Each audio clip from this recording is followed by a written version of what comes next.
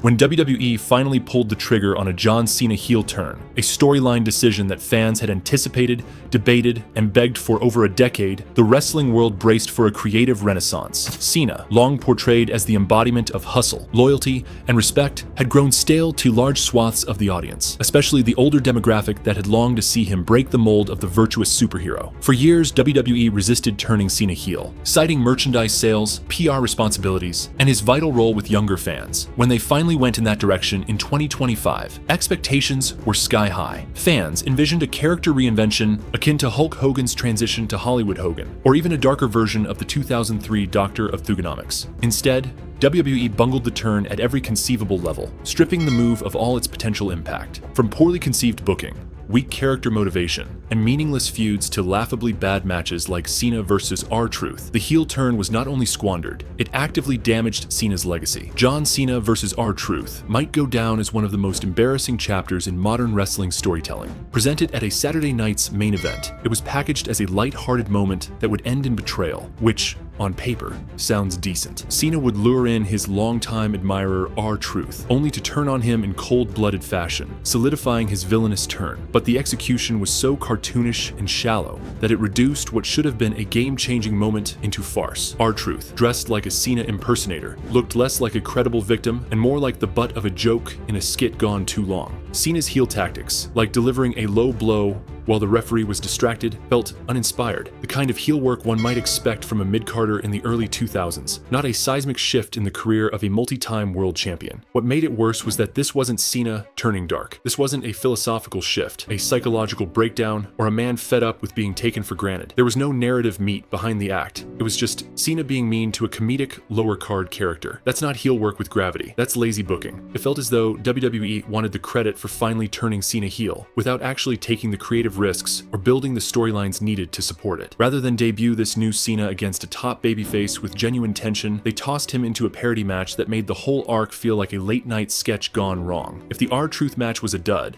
the program with Cody Rhodes should have been the salvation. After all, Cody was red hot. He had main evented WrestleMania, carried the company through key stretches, and had the backing of the entire WWE universe. He was the perfect foil, a babyface dripping with credibility, someone the fans believed in. The setup was classic, the aging veteran who had lost his way versus the company's new golden boy trying to restore order. But instead of delivering an emotionally charged saga, WWE rushed the feud, and Cena's heel persona felt half-baked at best. Cena never seemed fully committed to being a villain in the Rhodes feud. His promos oscillated between aggressive and philosophical, but rarely landed. Sometimes he mocked the fans. Other times, he framed himself as a martyr who had carried the company while everyone else failed. Yet none of it added up to a coherent heel identity. It seemed like the writers themselves were unsure what kind of heel Cena was supposed to be. Was he a bitter icon, lashing out at a world that moved on without him? Or was he a manipulative egotist, cloaking his insecurities in righteousness? WWE never decided, and so fans couldn't invest in the story. The matches themselves were serviceable, but forgettable. Cena and Rhodes never built the kind of in-ring chemistry or narrative pacing that defines great feuds. Their exchanges lacked urgency. At a time when every second of their interactions should have crackled with energy, we got formulaic WWE match structure, complete with distraction finishes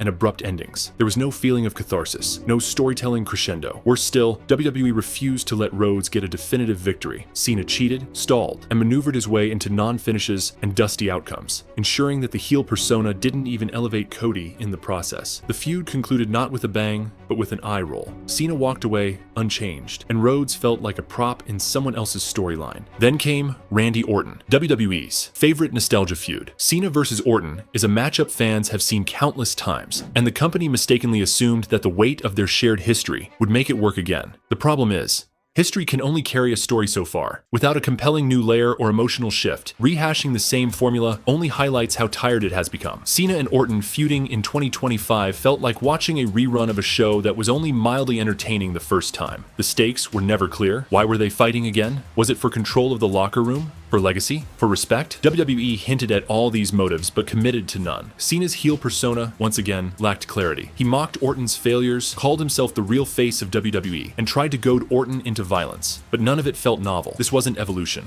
It was regression. And Orton, while still a capable performer, didn't seem inspired. The matches were methodical, slow-paced affairs with little storytelling nuance. There were no callbacks to their past, no clever in-ring psychology that elevated their long history, just headlocks, strikes, and standard WWE fare. Even worse, Cena's character arc stalled completely in this feud. Where was the momentum? Where was the consequence? Where was the risk? Cena wasn't pushing boundaries, wasn't cutting scathing promos, wasn't redefining what a heel could be in the modern era. Instead, he relied on generic villain tropes, like mocking the crowd or using low blows. WWE had the chance to go all in on a heel Cena, a cynical, manipulative force who exposes the hypocrisy of the industry and the fans. They booked him like a bad guy from a Saturday morning cartoon, complete with eye-rolling catchphrases and unimaginative in-ring tactics. The tragic irony is that John Cena, as a performer, has the range to pull off a complex heel turn. We've seen flashes of it before. His feuds with CM Punk, The Rock, and even Bray Wyatt revealed the layers of resentment and ego beneath the surface of the Superman persona. In those storylines, Cena was often portrayed as someone who believed in his own moral superiority, even as he refused to acknowledge the collateral damage of his actions. There was always an undercurrent of darkness waiting to be explored. But when the time finally came to unleash that side of Cena, WWE defaulted to mediocrity. Creative's biggest sin was that it never treated Cena's heel turn as a transformative moment. There was no shift in presentation. He didn't come out with new music, new gear, or a new entrance. The presentation remained largely the same, as if the company wanted to have their cake and eat it too. They wanted heel Cena without alienating fans or risking the brand's clean image. But you can't half-ass a heel turn. You either commit fully or don't bother. Fans are too savvy now. They expect storytelling with stakes, with changes that matter. And let's not overlook how this failed turn affected the locker room and the broader company narrative. Cena's heel turn should have been used to elevate younger stars, whether by aligning with them or more powerfully, by putting them over. But instead, WWE booked Cena in feuds with safe, established names who had little to gain. R-Truth wasn't elevated. Cody was stalled. Orton treaded water. No new stars emerged. The opportunity to craft a new anti-Cena, a young babyface who would rise by conquering the fallen hero, was squandered. WWE could have built a generational moment. Instead, they recycled the same acts, chasing nostalgia over innovation. Fans didn't reject heel Cena because they didn't want it. They rejected it because it didn't feel real. It didn't feel earned, nor was it creatively brave. The entire experiment felt like a corporate-approved imitation of a heel turn, engineered in a boardroom rather than born from organic storytelling. Every beat felt pre-processed. The segments lacked spontaneity. The dialogue was stiff. Even Cena, usually a brilliant promo, seemed handcuffed, unsure whether to play it cool or go scorched earth. One could argue that the failure of Cena's heel turn reflects a broader issue with WWE's approach to storytelling. They fear genuine change. They fear alienating their base. They don't trust their performers enough to blur the lines between fiction and reality. A true heel Cena would have shaken the foundation of the company. He would have buried fan favorites.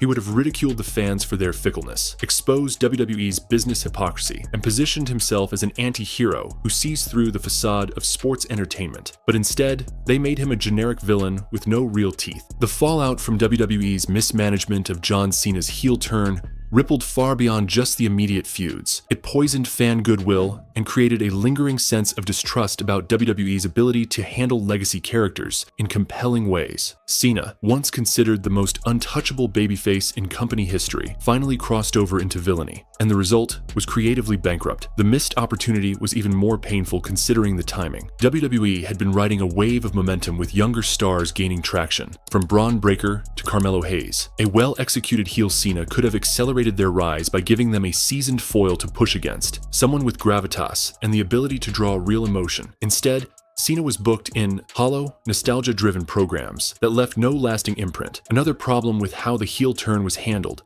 lies in WWE's refusal to let Cena fully embrace the shift in character. Heel turns, especially those involving iconic babyfaces, require a commitment to discomfort. The audience should feel shaken. They should question their loyalties and sense a clear betrayal of everything they once cheered. But WWE's portrayal of heel Cena often felt sanitized. He would insult crowds with tame lines, barely raise his voice, and then throw in some generic beatdown with no emotional weight. It was almost as if the creative team wanted to shield the younger audience from the true darkness that a turn like this could deliver. But in doing so, they watered it down to the point of irrelevance. WWE's insistence on treating Cena's heel run as just another box to check in. His career arc drained it of any edge. There was no evolution in the way Cena carried himself. He didn't show psychological dissent, nor did he lean into any emotional vulnerability. In fact, his motivations were poorly sketched. Why exactly did he turn? Was it frustration with a changing industry, a rejection of a fan base that had grown weary of him, or merely a grab for relevance in a world that seemed to be moving on? The company never clarified this in any meaningful way. Cena gave a few vague interviews, referencing disillusionment and betrayal, but none of it was grounded in storyline developments. The heel turn came across as a shallow gimmick, not the natural evolution of a man pushed too far. This lack of motivation